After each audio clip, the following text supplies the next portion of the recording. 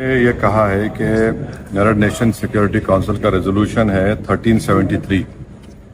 اس میں یہ خاص طور سے کہا گیا کہ کوئی اسٹیٹ کرمنلائزیشن کو فائنانس نہ کرے اور کسی بھی طریقے سے ٹیررزم کو سپورٹ نہ کرے، سیف ہیون نہ دے.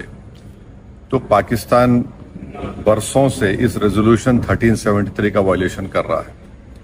دوسرا، اگر آپ یونائیٹڈ نیشن کا آرٹیکل 51 پڑھیں گے، یہ ہم کسی اسٹیٹ کو دوسرے اسٹیٹ کے خلاف سیلف ڈیفenس میں ایکشن لینے کا اختیار دیتا ہے، اور اس میں ایک ورڈ ہے بیلیجرنٹ ریپرائزلز، اس کو ہم استعمال کرنا چاہیے، میں نے کہا.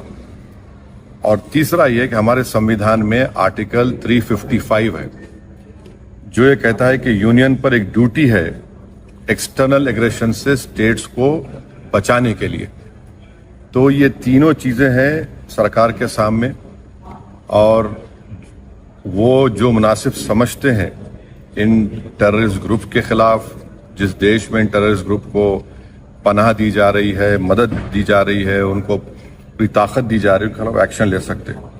چوتھی بات یہ ہے کہ انٹرنیشنل لا اس بات کی اجازت دیتا ہے کہ ہم نیول اور ایئر بلاکیڈ کریں پاکستان کے سیلف ڈیفنس میں، اور سینکشنز لگائیں پاکستان کے اوپر، خاص طور سے آرمز سیلز میں. اس کے بعد میں نے یہ کہا کہ وہاں پر میڈوز میں آخر کیوں CRPF نہیں تھی وہاں پر،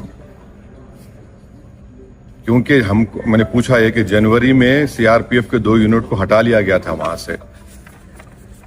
اسی سلسلے میں نے یہ بھی پوچھا کہ کوئک ریئیکشن ٹیم کو 1 گھنٹہ لگا اوپر پہنچنے کے لیے، جب تک یہ پورے شیاطین، یہ تمام ظالم لوگ وہاں پر مذہب پوچھ کر گولی مارتے رہے.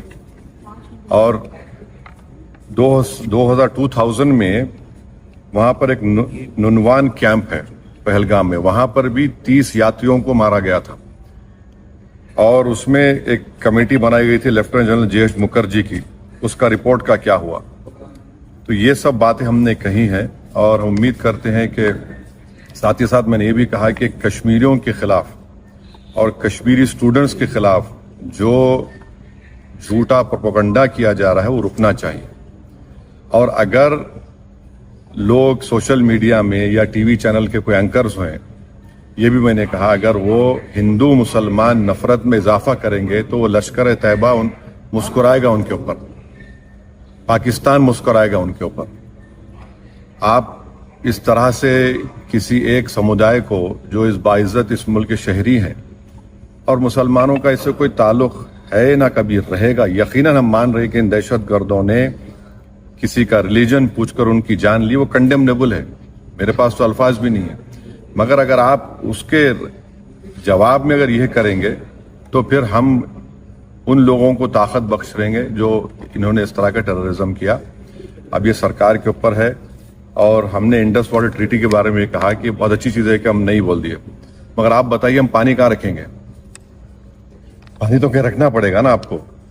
تو اور اس میں آپ دیکھیے کہ انڈس واٹر ٹریٹی میں جو چناب کا علاقہ ہے وہ پورا پہاڑی علاقے سے پانی جاتا ہے، جہلم کا جو ہے وہ زمینی علاقے سے جاتا ہے، اور ورلڈ بینک اس کا انٹرلوکیٹر ہے. تو اس پر ہم نے کہا کہ اس پر دیکھنے کی ضرورت ہے، اور سرکار جو بھی ایکشن لے گی ہمارے دیش کے تمام لوگوں کو ان کی جان اور مال کو بچانے کے لیے، خاص طور سے اس بزدلانہ وحشیانہ دہشت گرد حملے کے بعد، ہم اس کی تائید کریں گے. یہ کوئی سیاسی مسئلہ نہیں ہے، یہ ہمارا نیشنل مفاد ہے، نیشنل انٹرسٹ میں ہے، اور ہم ان کے ساتھ کھڑے رہیں گے. سر، یہ آپ نے انڈس واٹر ٹریٹی پہ بولا، تو کیا آپ بول رہے ہیں کہ یہ ایکشن نہیں لینا چاہیے کیا؟ نہیں، میں یہ دیکھیے، آپ نے تو دیکھیے ورلڈ بینک انڈیا اور پاکستان میں بیٹھ کر یہ ٹریٹی کروایا، وہ اس کا انٹرلوکیٹر ہے. بھائی پانی کو کہاں رکھیں گے آپ؟ اچھا ہے آپ نے اچھا سٹیپ لیا، مانتے ہیں، پانی کہاں رکھیں گے آپ؟ اب بھائی ڈیم بنائیے نا. اسٹینڈنگ کمیٹی تھی، اس نے بھی اس کو کہا تھا کہ ان کو انڈس نہیں، اب وہ اس میں جائیے. میں نے یہ کہا کہ آپ نے لیا ہے جو steps cabinet committee on security میں لیا آپ نے، ٹھیک ہے، مگر ورلڈ بینک انٹرلوکیٹر ہے اس کا، تو وہ بھی دیکھیں، انٹرنیشنل لا سے دیکھنے کی ضرورت ہے. پاکستان نے شملہ ایکارڈ بھی کینسل کر دیا. اب وہ تو سرکار سے پوچھو، ہم نے کہا یہ بات کہی. Thank you.